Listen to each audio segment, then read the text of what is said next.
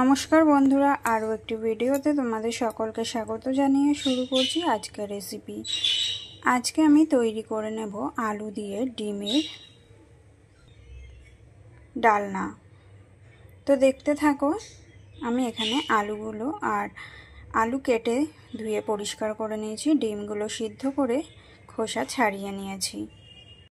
দেখো বন্ধুরা, কড়াতে তেল গরম করে নিয়েছি, একে একে ডিমগুলো দিয়ে ভেজে নেব।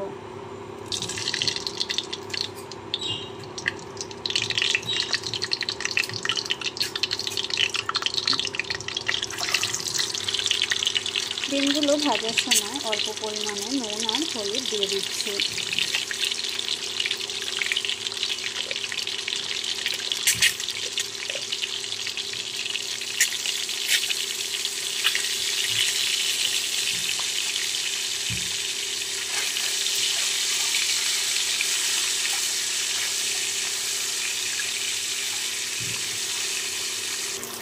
দেখো বন্ধুরা, ডিমগুলো ভাজা হয়ে গেছে, একটি পাত্রে তুলে নেব। একই তেলে দিয়ে দিচ্ছি শুকনো লঙ্কা আর গোটা জিরে। ফোড়নগুলো একটু ভেজে নিয়েছি, দিয়ে দিচ্ছি আগে থেকে কেটে রাখা আলু। দিয়ে দিচ্ছি অল্প পরিমাণে নুন।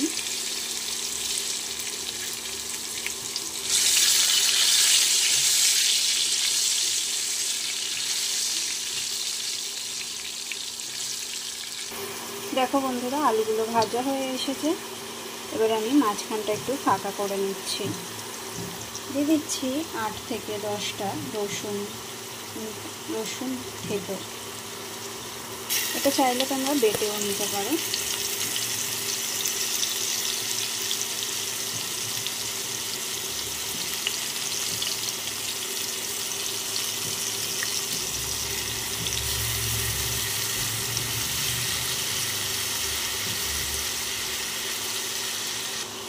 দিয়ে দিচ্ছি 2টো বড় সাইজের পেঁয়াজ কুচি।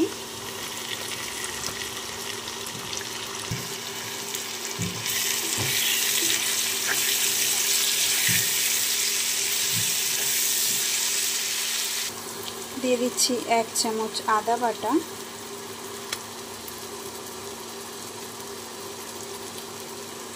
দিয়ে দিচ্ছি 5 থেকে 6টা কাঁচা লঙ্কা কুচি আর 2টো চিড়ে দিয়েছি।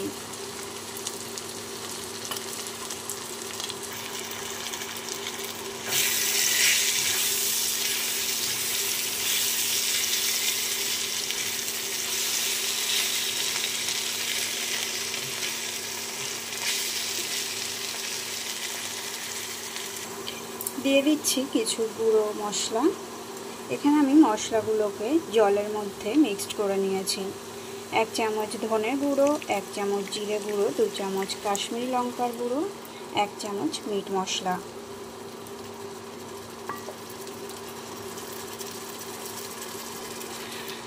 মশলাগুলো খুব ভালো করে কষিয়ে নিতে হবে।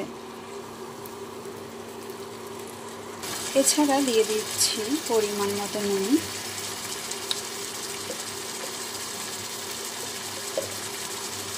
হলুদ,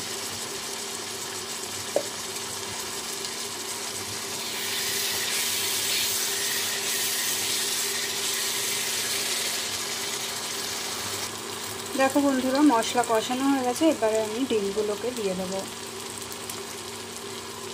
ডিমগুলো দেওয়ার পর আরও 1 থেকে 2 মিনিট কষিয়ে নিতে হবে।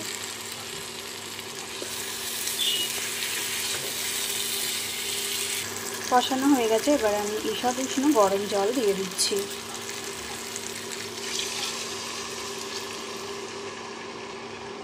চার থেকে 5 মিনিট ফুটিয়ে নিলেই তৈরি হয়ে যাবে আলু দিয়ে ডিমের ডালনা। দেখো বন্ধুরা, তৈরি হয়ে গেছে।